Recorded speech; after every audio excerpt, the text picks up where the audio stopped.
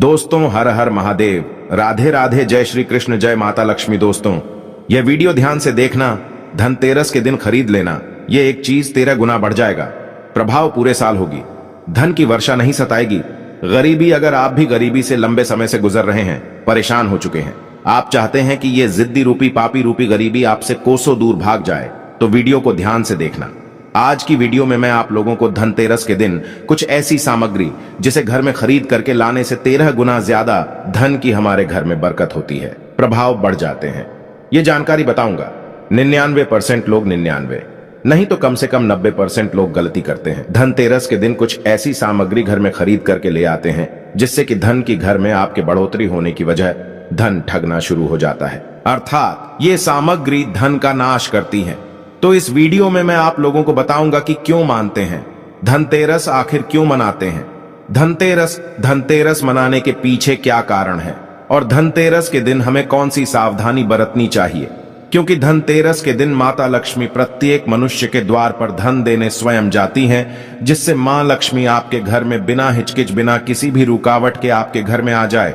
ये भी smile families channel में जानकारी बताऊंगा। अगर आप भी माता लक्ष्मी को सच्चे दिल से मानते हैं, आप चाहते हैं कि माता लक्ष्मी आपके घर में आ जाएं, आपकी गरीबी को मिटा दे, तो कमेंट बॉक्स में जय माता लक्ष्मी जरूर लिखना, और अपने फायदे के लिए वीडियो को ध्यान से जरूर देखना। अधूरा ज्ञान हमेशा खतरनाक साबित होता है। दर्शकों, वीडियो को ध्यान से देखा करें। एक ही वीडियो आपकी गरीबी मिटाने में बिल्कुल ही परिपूर्ण है, अर्थात ये पावरफुल साबित हो सकती है। ध्यान से सुनना। तो धनतेरस 2023 में कब है? तो पंचांग के अनुसार इस साल धनतेरस 10 नवंबर 2023 में है। 10 नवंबर को शुक्रवार के दिन पड़ रही है, 2023 में है। आइए जानते हैं धनतेरस क्यों मनाते हैं। तो धनतेरस मनाने के पीछे बहुत सारी पौराणिक कथाएं हैं। इसमें से मैं 2 कथाएं आप लोगों को बताऊंगा। दोस्तों, कथा सुनने से पहले कमेंट में अपनी राशि भी डाल दीजिएगा। यदि हमारे पास आपकी राशि के अनुसार कोई उपाय होगा तो वह आकर हम आपके कमेंट के रिप्लाई में बता देंगे। इससे आपको बहुत लाभ मिलेगा। माना जाता है कि भगवान धनवंतरी इस दिन समुद्र मंथन के दौरान हाथ में अमृत का कलश लेकर के प्रकट हुए थे। धनवंतरी देवताओं के वैद्य है, और जो धनवंतरी है भगवान विष्णु जी के ही अवतार हैं। ये हमारे गुरु के द्वारा हमें जानकारी प्राप्त हुई थी, लेकिन ये धनवंतरी हैं, ये भगवान विष्णु जी के ही अवतार हैं। लेकिन लोगों को इनके बारे में पता नहीं होता, क्योंकि भगवान विष्णु को पालनहार कहा जाता है। धनवंतरी जी क्या है? ये वैद्य है। ये लोगों का पालन करते हैं, लोगों को जो बीमारी से दूर करने का काम करते हैं। ये भगवान विष्णु के अवतार है। इसे गांठ बांध करके रख लेना, बाद में ये जानकारी बाद में काम आएगी। तो आइए जानते हैं आखिर धनतेरस क्यों मनाते हैं, इसके पीछे क्या पौराणिक कथा है। तो एक समय भगवान विष्णु मृत्यु लोक में विचरण करने के लिए जा रहे थे। लक्ष्मी जी ने भी साथ में चलने का आग्रह किया। भगवान विष्णु बोले कि यदि मैं जो बात कहूं वैसे ही मानोगी, तब तुम मेरे साथ में चलो। लक्ष्मी जी ने स्वीकार किया और भगवान विष्णु लक्ष्मी सहित भूमंडल पर आई। कुछ देर बाद एक स्थान पर भगवान विष्णु लक्ष्मी से बोले, जब तक मैं ना जाऊं, अर्थात जब तक मैं वापस ना आ जाऊं, तुम यहां पर ठहरो। मैं दक्षिण दिशा की ओर जा रहा हूं, तुम इधर मत देखना। कथा ध्यान से सुनना। इस कथा को सुनने मात्र से व्यक्ति की गरीबी एवं कंगाली मिटती है। ध्यान से कथा सुनने से आपको वो धन की प्राप्ति होगी जिसकी आप कल्पना नहीं कर सकते, ऐसा पुराणों में लिखा है। तो विष्णु जी के जाने पर लक्ष्मी जी को कौतूक उत्पन्न हुआ कि आखिर दक्षिण दिशा में क्या है जो मुझे भगवान विष्णु जी अर्थात मेरे पति मना कर रहे हैं। भगवान स्वयं दक्षिण दिशा में क्यों गए हैं? कोई रहस्य जरूर होगा। इस प्रकार के जितने सारे मन में क्वेश्चंस ये माता लक्ष्मी के उठने लगे। लक्ष्मी जी से रहा नहीं गया। जैसे ही भगवान ने राह पकड़ी, वैसे ही मां लक्ष्मी भी पीछे पीछे चल पड़ी। कुछ ही दूर पर सरसों का खेत दिखाई दिया। वहां खूब खिला हुआ लहरा रहा था। सरसों का खेत का जो फूल था वे उधर ही चली जहां सरसों के खेत थे, जहां पे भगवान विष्णु जा रहे थे। सरसों की सुगंध से वे मुग्ध हो गई और उसके फूल तोड़ करके अपना श्रृंगार किया, और माता लक्ष्मी जो है आगे चली। दोस्तों, कथा ध्यान से सुनना। यह जानकारी आपको कोई नहीं बताएगा। मैं आप लोगों को इसलिए बता रहा हूं कि कथा ध्यान से सुनने से गरीबी मिटती है, शास्त्रों में लिखा है। दोस्तों, आगे जब माता लक्ष्मी गई तो ईख का खेत मिला, गन्ने का खेत मिला। लक्ष्मी जी ने 4 गन्ने लिए और रस चूसने लगी। उसी क्षण विष्णु जी आए और यह देख लक्ष्मी जी पर नाराज होकर के लक्ष्मी माता को श्राप दिया। मैंने तुम्हें इधर आने को मना किया था, पर तुम ना मानी और यह किसान की चोरी का अपराध कर बैठी, अर्थात जो गन्ने थे 4 गन्ने तोड़ करके चूसने लगी। चोरी कर लिए। अब तुम उस किसान की 12 वर्ष तक सेवा करो, इसे सजा के रूप में स्वीकार करो। दोस्तों, इस प्रकार से भगवान विष्णु जी माता लक्ष्मी को श्राप दिए। ऐसा कहकर के भगवान वहीं से अंतर्ध्यान हो गए, क्षीरसागर को चले गए। अब इधर की कथा को ध्यान से सुनना, इसी में छुपा है हमारे गुण भरा रहस्य। आखिर हम दीपावली क्यों मनाते हैं, धनतेरस क्यों मनाते हैं? तो लक्ष्मी किसान के घर रहने के लिए चली। वहां किसान अति दरिद्र था। जो किसान था बहुत दरिद्र था। लक्ष्मी ने किसान की पत्नी से कहा कि तुम स्नान कर पहले इसे मेरी बनाई लक्ष्मी देवी का पूजन करो।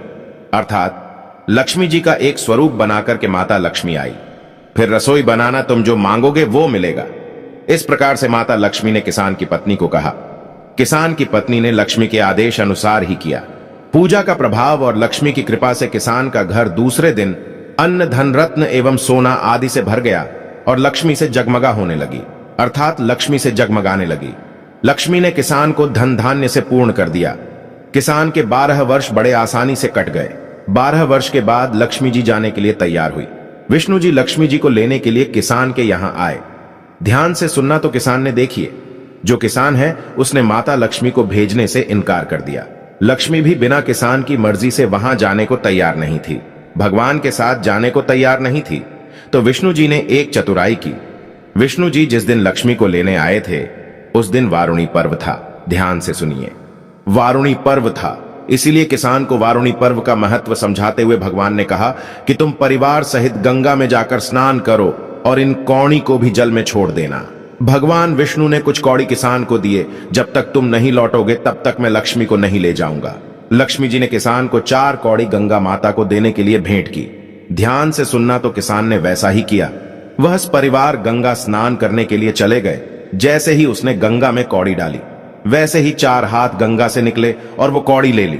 तब किसान को आश्चर्य हुआ कि वह तो कोई देवी है। तब किसान ने गंगा से पूछा कि हे माता, ये 4 भुजाएं किसकी है, क्योंकि उन्हें भी शंका हो रही थी। तो गंगा जी बोली, हे किसान, ये 4 हाथ मेरे ही है। तूने जो कौड़ी भेंट दी है वो किसकी दी हुई है? किसान ने कहा, मेरे घर जो स्त्री आई है उन्होंने ही दी है। इस पर गंगा जी बोली कि तुम्हारे घर में जो स्त्री आई है वह साक्षात लक्ष्मी है और जो पुरुष है वह भगवान विष्णु है।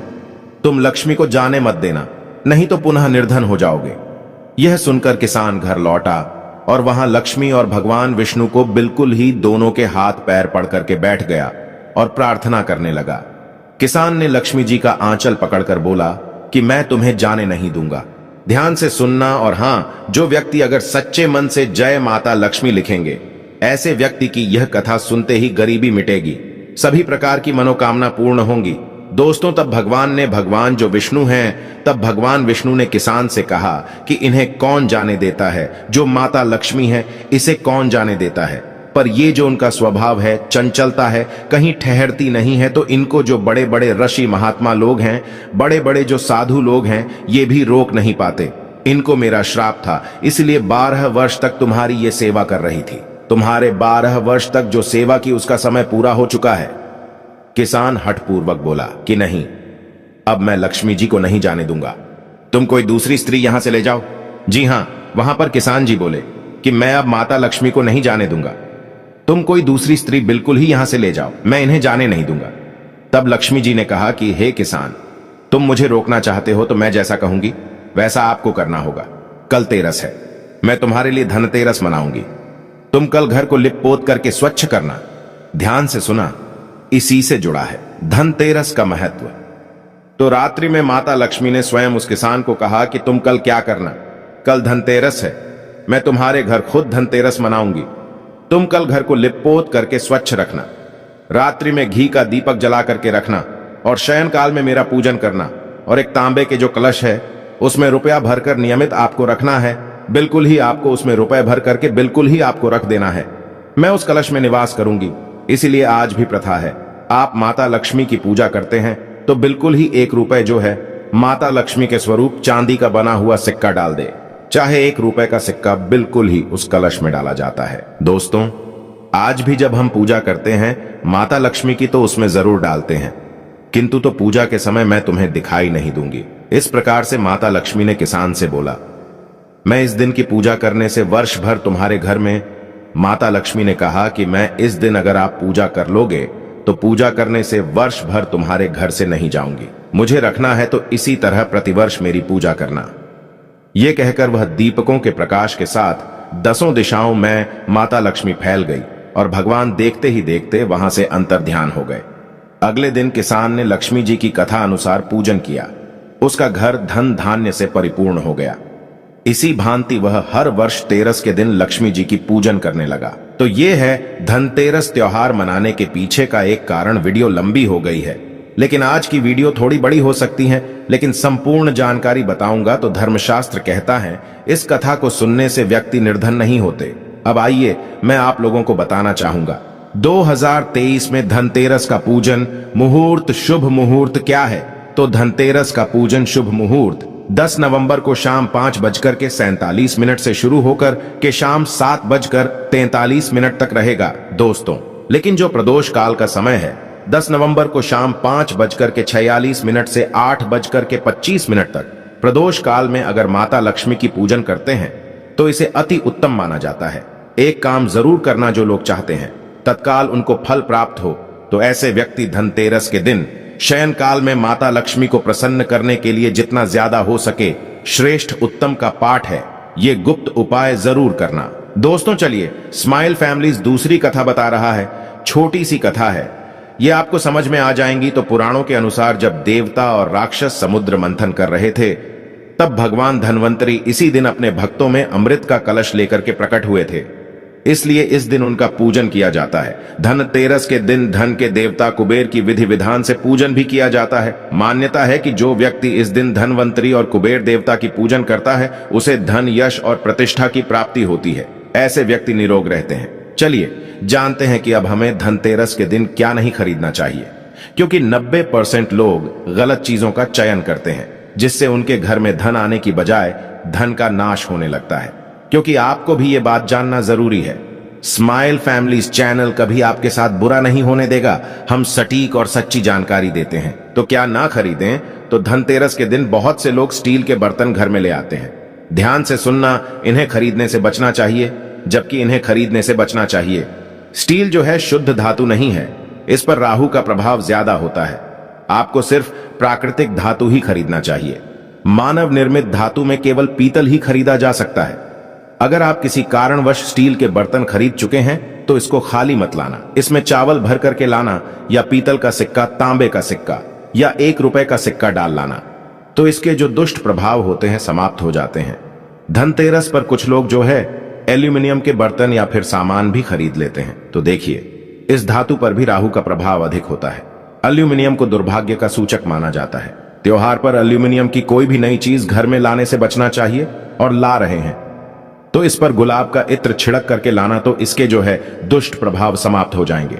दोस्तों, ज्योतिष शास्त्र के अनुसार लोहे को शनि का कारक माना जाता है, तो इस लोहे से बनी चीजों को धनतेरस पर भूल करके नहीं खरीदना चाहिए। आप बोलेंगे गुरुजी, धनतेरस के दिन वाहन खरीद करके लाते हैं, आप कैसे बोल रहे हैं? तो देखिए, लोहे से कौन सी चीज बनी आपको नहीं खरीदना है।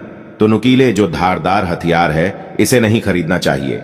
वाहन लक्ष्मी का स्वरूप होता है, हथियार काल का स्वरूप होता है।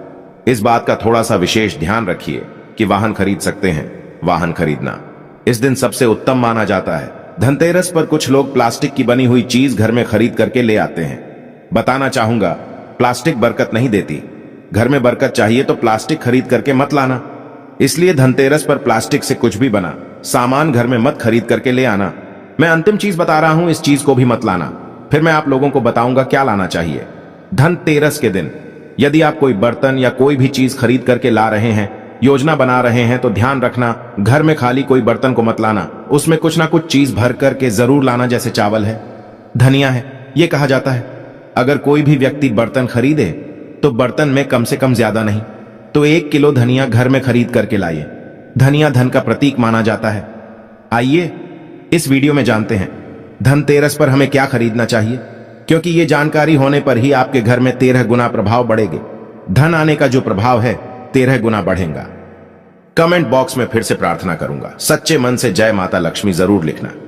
मैं माता रानी से प्रार्थना करूंगा कि सभी प्रकार की आपकी मनोकामना माता लक्ष्मी आपकी पूर्ण करें, आपकी गरीबी को जल्दी समाप्त करें। तो क्या खरीदना चाहिए?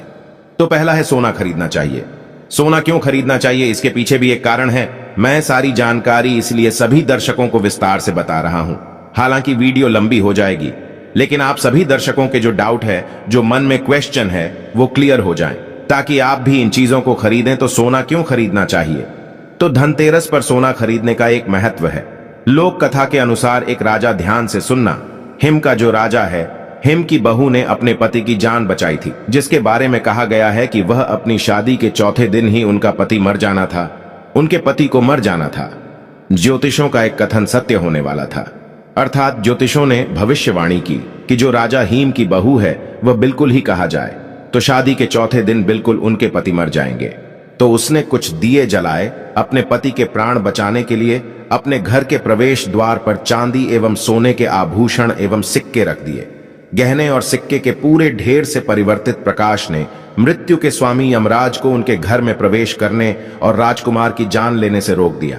कैसे रोक दिया, वो भी ध्यान से सुनना। जब यमराज सांप के रूप में हिम के पुत्र की जान लेने आए तो वहां एक ऐसी चकाचौंध प्रकाश निकला। सोना चांदी से आज भी देखना, सोने चांदी से चकाचौंध प्रकाश निकलता है तो चकाचौंध प्रकाश निकला। इससे जो है सांप रूपी यमराज अंधे हो गए, अर्थात सांप के रूप में जो आए यमराज थे, परिवार को उनके नुकसान नहीं पहुंचाया, राजकुमार को नुकसान नहीं पहुंचाया, बिना नुकसान पहुंचाए ही वापस लौट गए। दोस्तों, तभी से माना जाता है कि सोना और चांदी अगर कोई भी व्यक्ति धनतेरस के दिन खरीदता है तो ये आपके घर को नकारात्मकता से बचाता है, इसलिए इस दिन पवित्र माना जाता है सोना चांदी खरीदना। लोग धनतेरस पर सोना चांदी नया बर्तन इसलिए खरीदते हैं ताकि कोई भी उनके घर में बुरी जो शक्ति है वो नजर ना डालें। आने की कोशिश करें तो वो भी चकाचौंध हो जाते हैं, अंधे हो जाते हैं। धर्म लिखित शास्त्रों में लिखा है, क्योंकि धनतेरस और दीपावली के टाइम में घनघोर अंधेरा होता है, काल का वास होता है, इसीलिए हर कोने में दीप जलाए जाते हैं, सोना चांदी खरीदा जाता है ताकि भूत प्रेत का वास ना हो, नकारात्मकता का साया हमारे घर में कभी ना आए। दोस्तों, इस दिन हमें झाड़ू खरीदना चाहिए। मत्स्य पुराण के अनुसार झाड़ू को माता लक्ष्मी का प्रतीक माना जाता है। वहीं वेद संहिता में झाड़ू को सुख शांति बढ़ाने और दरिद्रता हटाने वाली माना जाता है। यही नहीं, मान्यता तो यह भी है कि धनतेरस के दिन अगर घर में नई झाड़ू लाए जाए तो धन संबंधी परेशानी में राहत मिलती है, क्योंकि झाड़ू को लक्ष्मी का स्वरूप माना जाता है। इसे घर के कभी भी मुख्य द्वार पर मत रखना, इसे घर में छुपा करके रखना चाहिए। दोस्तों, स्माइल फैमिलीज के अनुसार, धर्मशास्त्रों के अनुसार, जो व्यक्ति झाड़ू की जितनी ज्यादा केयर करता है उसके जीवन में उतना ही ज्यादा लक्ष्मी का आशीर्वाद प्राप्त होता है। दीपावली के दिन मंदिर में झाड़ू दान करने की भी परंपरा है। कहा जाता है कि इस दिन झाड़ू का दान करने से घर में लक्ष्मी आती है। कैसे आती है वह हम आपको बताएंगे।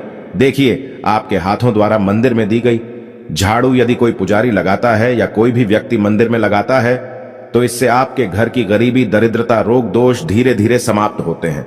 आपके घर में माता लक्ष्मी का आगमन होता है। जब जब मंदिर में झाड़ू लगेगी तब तब आपके घर में धन बरसेगा। दोस्तों, इसके बाद है धनिया। देखिए, ऐसी मान्यता है कि जो लोग धनतेरस के दिन सोना नहीं खरीद सकते, पीतल के बर्तन नहीं खरीद सकते, जो लोग ये दोनों वस्तु खरीदने में समर्थवान नहीं है, तो उन लोगों को खड़ा धनिया जरूर खरीदना चाहिए। धनतेरस के दिन भगवान धन्वंतरि के चरणों में धनिया चढ़ाने की परंपरा है। ऐसा माना जाता है कि धनतेरस के दिन भगवान धन्वंतरि को, जो धन्वंतरि हैं, धनिया चढ़ाने से व्यक्ति की सारी बाधाएं दूर होती हैं। व्यक्ति जो है, जो खाट पे पड़ा व्यक्ति है, उसके हाथ से अगर छुआ करके धनिया चढ़ा दिया जाए, धन्वंतरि महाराज को तो उनकी बीमारी ठीक हो जाती है, क्योंकि भगवान धन्वंतरि को जड़ी बूटियों का राजा माना जाता है, बीमारी दूर करने का राजा माना जाता है। इन्हें डॉक्टर कहते हैं, वैद्य कहते हैं। धनतेरस के दिन जो है, पूजा करते समय आपको साबुत धनिया का प्रयोग जरूर करना चाहिए। धनिया के बीज को पीस करके गुड़ के साथ मिला करके एक मिश्रण बना करके नैवेद्य रूप में इसको तैयार करके देवी देवताओं को चढ़ाना चाहिए। मान्यता है कि ऐसा करने से धन का नुकसान घर में नहीं होता। धनिया को संपन्नता का प्रतीक माना जाता है, इसलिए धनतेरस को थोड़ा सा धनिया घर में खरीद करके जरूर लाना चाहिए। आपने जरूर देखा होगा, भगवान कृष्ण को भी धनिये की पंजीरी का भोग लगता है, और भगवान कृष्ण धन्वंतरि का ही रूप है। यह सारे रूप भगवान विष्णु के हैं। और मैं आप लोगों को पिछली वाली वीडियो में भी बताया हूं कि धनतेरस के दिन आपको घर में इत्र लगा हुआ धनिया जरूर छिड़कना चाहिए। इससे लक्ष्मी का आकर्षण होता है, लक्ष्मी खींची चली आती है, ना चाहते हुए भी आपके घर में आना पड़ता है। धनतेरस के दिन लक्ष्मी पूजन के समय धनिया के बीज लक्ष्मी मां को जरूर चढ़ाना चाहिए। पूजा संपन्न होने के बाद किसी बर्तन या बगीचे में इस धनिया को वो देना चाहिए। धनिया के कुछ बीज गोमती चक्र के साथ अपनी तिजोरी में रखने चाहिए। इससे आपके घर में कभी भी धन का अभाव नहीं होता। दोस्तों, हो सके तो इस दिन कौड़ी जरूर घर में खरीद करके लाएं। हम भी कौड़ियां अवश्य लाते हैं। स्माइल फैमिलीज चैनल कभी आपके साथ बुरा नहीं होने देगा। इस चैनल के साथ आप जुड़े रहें तो पीली कौड़ी इसे अति उत्तम माना जाता है। ज्यादा नहीं ला सकते हैं तो कम से कम 5 पीली कौड़ी खरीद करके लाइए और 5 पीली कौड़ी को लाल कलर के छोटे से कपड़े में बांध करके, धनिया थोड़ा सा हो सके तो आप जो है सिंदूर ले लीजिए और इसे धन पेटी में रखिए। माता लक्ष्मी के श्री चरणों में समर्पित करके इनकी पूजा करने के बाद इसे धन पेटी में रखें। दोस्तों, इससे आपके घर में धन दौलत की बढ़ोतरी होती है। एक चीज और बताना चाहूंगा, कुछ लाएं या ना लाएं, धनिया तो ला रहे हैं, आपको गुलाब का इत्र इस दिन जरूर लाना चाहिए। गुलाब का इत्र क्यों लाना चाहिए? क्योंकि माता लक्ष्मी को गुलाब बहुत प्रिय है। गुलाब का इत्र इस दिन लाएंगे तो आपको पूरे अपने घर में गुलाब के इत्र का छिड़काव करना है। धनतेरस के दिन ऐसा माना जाता है। धनतेरस के दिन माता लक्ष्मी प्रत्येक मनुष्य के द्वार में धन वैभव लेकर के स्वयं खड़ी होती है। जिस घर में उनका स्वागत किया जाता है, उनका आदर किया जाता है, उस घर में माता लक्ष्मी बिना पूछे फिर प्रवेश कर जाती हैं। जो गुलाब का इत्र होता है बहुत ही सुगंधित होता है।